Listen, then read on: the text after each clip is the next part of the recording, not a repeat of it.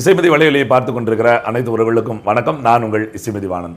இந்த காரணத்தில் நம்ம எதை பற்றி பேச இருக்கோம் அப்படின்னு பார்த்தீங்கன்னா, அண்ணன் சீமான் அவர்கள் இந்த தேர்தலில் என்ன மாதிரியான கூட்டணியை தேர்வு செய்ய போகிறார், முதல்ல கூட்டணிக்கு போகிறாரா, ஏன் அப்படி அந்த கேள்விகள்லாம் வருது அப்படின்னு பார்த்தா, தமிழகத்தோட பாரதிய ஜனதா கட்சியோட தமிழகத்தின் புதிய தலைவராக தேர்ந்தெடுக்கப்பட்டிருக்கிற அண்ணன் நயினார் அவர்கள் ஒரு தொலைக்காட்சி கொடுத்த நேர்காணலில் சீமான் அவர்கள் நாம் தமிழர் கட்சி பாரதிய ஜனதா கட்சியோட கூட்டணிக்கு வரணும் அப்படின்னு சொல்லி பேசியிருக்காங்க. அதே போல் தமிழகத்தோட தலைவராக இவர் நயினார் தேர்ந்தெடுக்கப்பட்ட போது அந்த தேர்ந்தெடுக்கப்பட்ட எங்கள் மாமா நயினார் அவர்களுக்கு வாழ்த்துக்களும் பாராட்டுகளும் அப்படின்னு சொல்லி அண்ணன் சீமான் அறிக்கை விட்டுருந்தாங்க. ஸோ ரெண்டையும் பொருத்தி பார்த்து ஒருவேளை சீமான் கூட்டணி அமைக்க இருக்கிறாரோ அப்படின்லாம் இவங்க ரெக்க கட்டி பறக்க இல்லையா? உண்மையிலே நடக்குது என்ன? சீமான் அவர்களை நயினார் அழைக்கிறாரா? நயினார் அவர்களுக்கு சீமான் அவர்கள் கொடுத்த பதில் என்ன? இந்த தேர்தலில் நாம் தமிழரோட நிலைப்பாடு என்ன அப்படிங்கிறத பற்றி தான் இந்த காணொலியில் பார்க்க இருக்கிறோம். வாங்க காணொலிக்குள்ள போகலாம். அரசியல நம்ம தலையிடணும், இல்ல அரசியல் நம்ம வாழ்க்கையில தலையிடும். நாம் தமிழர் கட்சி தொடர்ச்சியா 2016 தேர்தலிலிருந்து கொஞ்சம் கொஞ்சமா சொல்லப்போனால் படிப்படியா தன்னோட கட்டுக்கள் தன்னோட வளர்ச்சியில முன்னேறி இன்றைக்கு 2024 தேர்தலில் 8.22 விழுக்காடு வாக்குகளை பெற்று தமிழகத்தோட அங்கீகரிக்கப்பட்ட ஒரு மாநில கட்சி, இந்தியாவில் அங்கீகரிக்கப்பட்ட ஒரு மாநில கட்சியா நாம் தமிழர் கட்சி வளர்ந்து நிற்கிறது. அதற்கு முழுமுதல் காரணம் பார்த்தீங்கன்னா அண்ணன் சீமான் அவர்களும் அவர்கள் கொண்ட கொள்கைகளும், இன்னும் சொல்லப்போனால் கொள்கையிலிருந்து தடம் மாறாம எந்த கட்சியோடும் கூட்டணி கிடையாது. தேசிய கட்சியோட திராவிட கட்சியோட ஒருபோதும் எங்களுக்கு கூட்டணி கிடையாது. குறிப்பா சொல்லப்போனா பாஜக, காங்கிரஸ், திமுக, அதிமுக இந்த 4 கட்சிகளோட ஒரு காலத்திலும் கூட்டணி கிடையாது அப்படின்னு அவர் ஓங்கி அடிக்கிறதும், அவருடைய தம்பிமார்கள் நாம் தமிழர் பிள்ளைகள் எல்லாம் அந்த கொள்கையையும் அந்த கோட்பாடை தத்துவத்தையும் ஏற்றுக்கிட்டு நேர்பாதையில சென்றதோட விளைவுதான் தொடர்ச்சியா தேர்தல்களில் தோல்வி பெற்றாலும் கூட வாக்கு அடிப்படையில் அவங்க கொஞ்சம் கொஞ்சமா வளர்ந்துகிட்டே இருக்காங்க அப்படிங்கிறதான் வரலாற்று உண்மை. இதை யாரும் மறுக்க முடியாது. இன்னும் சொல்லப்போனா தமிழ் தேசியம் பேசக்கூடிய, இதற்கு முன்னாடி 50 ஆண்டு காலம் தமிழ் தேசியம் பேசுறவங்களாம் அரசியலில் ஜொலிக்க முடியல, இயக்கங்களாகவே கட்டி அமைத்து அது தேர்தலில் கூட பங்கெடுக்க முடியாமல் போயிட்டாங்க. தமிழ் தேசியம் பேசி தேர்தலில் வெற்றி பெற முடியாது, தேர்தலில் நிற்க முடியாது, தேர்தலில் ஜொலிக்க முடியாது, தேர்தலில் அமைப்பாகவே கட்ட முடியாது அப்படிங்கிற நிலை இருந்தபோது 2009 ஈழத்தில் நடந்த 1.5 லட்சம் படுகொலை, தமிழர்களின் 1.5 லட்சம் படுகொலைக்கு பின்பாக ஈழ அரசியலை முன்வைத்து, அதுக்கப்புறம் தமிழகத்தின் அரசியலை முன்வைத்து இந்த மண்ணில நாம் தமிழர் அப்படிங்கிற ஒரு இயக்கத்தை அண்ணன் சீமான் அவர்கள் கட்டி அமைத்து இன்றைக்கு நாம் தமிழர் கட்சியில பல லட்சம் தம்பிமார்கள் தங்கைகளும், இன்னும் சொல்லப்போனா 36 லட்சம் மக்கள் நாம் தமிழர் நம்பி வாக்கு செலுத்துகிற அளவுக்கு தமிழ் தேசியம் அப்படிங்கிறத ஒரு அரசியலா வெற்றி பெறக்கூடிய சூழலுக்கு இன்றைக்கு அண்ணன் சீமான் அவர்கள் கொண்டு போயிருக்கிறார். இதுவே நிறைய பேர் கண்ணு போட்டுது அப்படின்னு சொல்லுவாங்க கிராமத்தில், அது மாதிரி அதான் உண்மை. ஏன்னா நிறைய பேர் அவர்கள் சீமான் அவர்களை வீழ்த்துவதற்கு பல அவதூறுகளை கையில் எடுத்து காசு வாங்கிட்டாரு, மோசம் போயிட்டாரு, கூட்டணி போறாரு, பெண் பிரச்சனை இப்படின்னு வாய்க்கு வந்ததெல்லாம் அவரை பற்றி என்னவெல்லாம் சொல்ல முடியுமோ மாற்றி மாற்றி பேசுறாரு, கதை விடுறாரு, இட்லி சாப்பிட்டாங்க, ஆம கதை பேசுறாரு, துப்பாக்கியை பார்க்கல, பிரபாரனை பார்க்கல, அப்படி இப்படி என்னவெல்லாம் சொல்ல, இவர் சீமானே இல்ல அப்படின்னு சொல்ற அளவுக்கு என்னெல்லாம் சொல்ல முடியுமோ அவ்வளவும் சொல்லி அவரை எப்படியாவது இந்த களத்திலிருந்து வீழ்த்து விட முடியுமா? இன்னும் சொல்ல போனா தமிழ் தேசியம் பேசக்கூடிய அமைப்புகளே அதுக்கு தயாரா இருக்காங்க. ஏன்னா நம்மளால செய்ய முடியாத ஒண்ணு இவர் செஞ்சுட்டானே, என்னடா நமக்கு பின்னாடி வந்தவன் இப்படி நட்டுக்க நின்றுட்டானே அப்படின்னு வைத்தறிச்சல்ல பேசுறாங்களா, இல்ல நம்மளாம் இப்படி பம்பா கடகம் இவன் போய் இப்படி ஏறிட்டானே அப்படிங்கிற பொறுமல்ல பேசுறாங்களா, இல்ல நம்மளை சேர்த்துக்க மாட்டுக்கானே அப்படிங்கிற நக்கல்ல பேசுறாங்க, எதுக்காக பேசுறாங்கன்னு தெரியல. ஆனா எல்லோரும் அறிவுரை சொல்ல வந்து நிக்கிறாங்க, அக்கறைப்பட வந்து நிக்கிறாங்க, குத்துறாங்க, அங்க கொடையிறாங்க. ஏன்? நாம் தமிழரோட வளர்ச்சி தான் இதற்கு சாத்தியப்படுத்தியிருக்கு. இந்த சூழல 2026 தேர்தலை நாம் தமிழர் கட்சி எப்படி எதிர்கொள்ள இருக்கிறது அப்படிங்கிற பார்க்கும்போது எப்பயும் போலதான் எதிர்கொள்ள இருக்கிறோம் அப்படின்னு நாம் தமிழோட அடுத்தடுத்த நிர்வாகிகள் எல்லாம் பேசுறாங்க.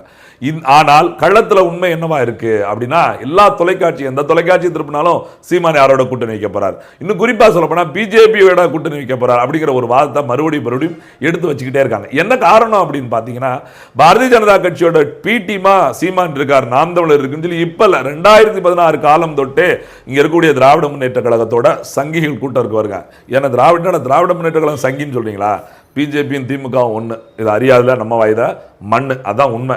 இங்க ஏதோ பிஜேபியும் திமுக தான் வேற நினைச்சிட்டு இருக்கலாம், அதெல்லாம் கிடையாது. அவங்க 2 பேரும் கூட்டக்கலாடி பேல அவங்க 2 பேரும் தெளிவா பேசிட்டே இருப்பாங்க. அதனாலதான் இந்த திமுக சங்கின்னு சொன்னேன். இந்த திமுக உடன்பிறப்புகள் அவர் சார்ந்த ஊடகங்கள் மூலமா ஒரு செய்தியை பரப்பிக்கிட்டே இருக்காங்க. நாம் தமிழர் கட்சி பிஜேபியோட பி டீம். அதோட இன்னைக்கு இந்த தேர்தலில் வந்து பிஜேபியோட கூட்டணி வைக்கும் போது நாம் தமிழர் அப்படின்னு ஒரு கட்டுக்கதையை அவுத்து விட்டுக்கிட்டே இருந்தாங்க. இந்த நேரத்தில் தமிழகத்தோட பாரதிய ஜனதா கட்சியின் தலைவராக இருந்த அண்ணாமலை அவர்களை நீக்கிவிட்டு புதிய தலைவராக நயினார் அவர்களை நியமித்திருக்கிறது பாரதிய ஜனதா கட்சியின் இந்திய மேலிடம்.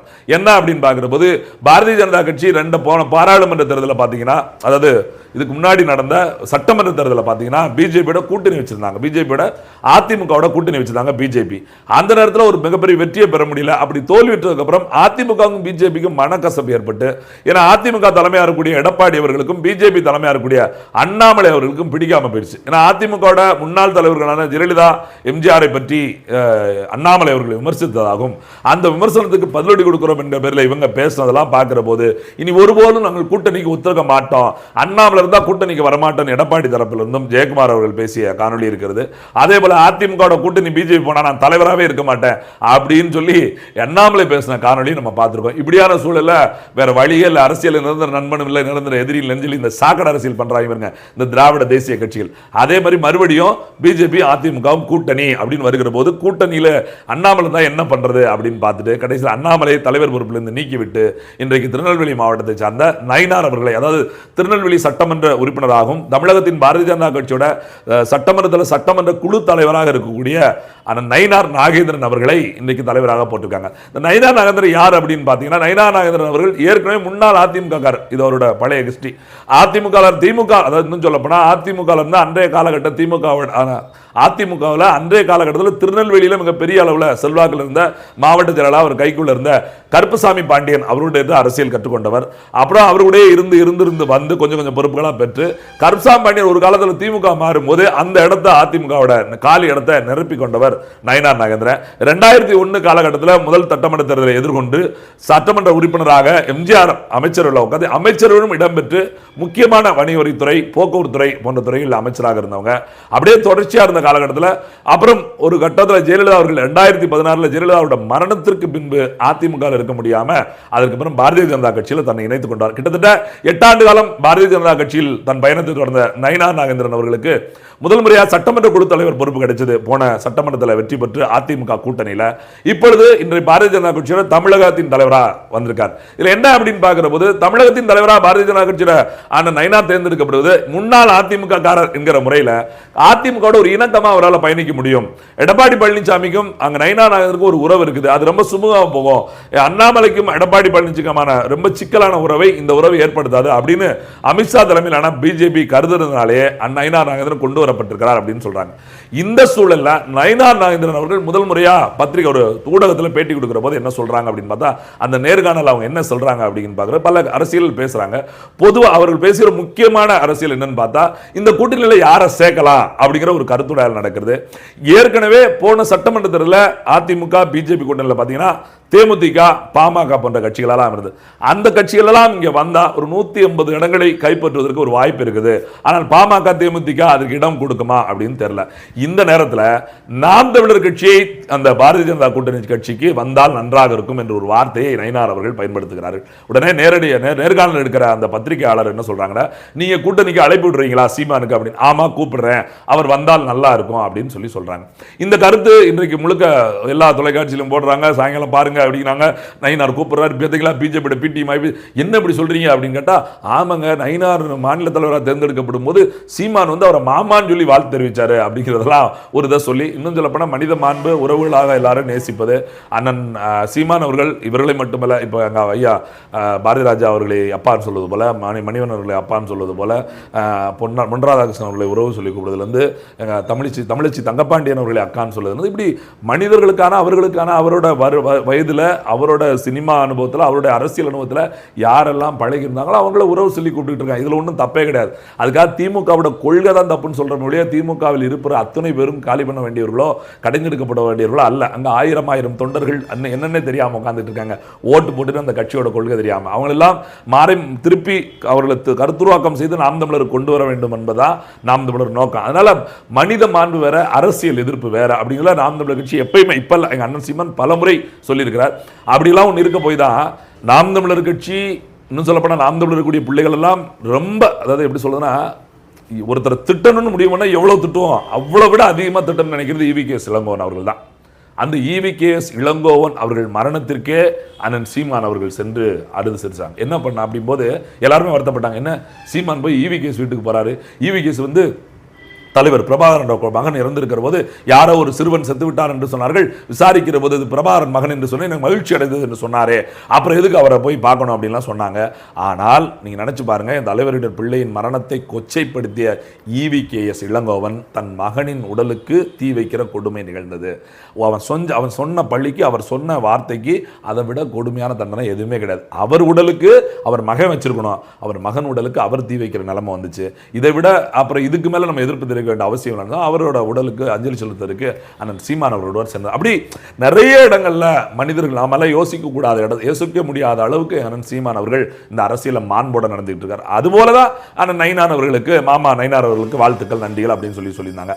இந்த ரெண்டையும் இணைச்சு கூட்டணியா அப்படின்னு சொல்லி ஒரு பெரிய கட்டுக்கதையை கிளப்பி விட்டுட்டே இருக்காங்க.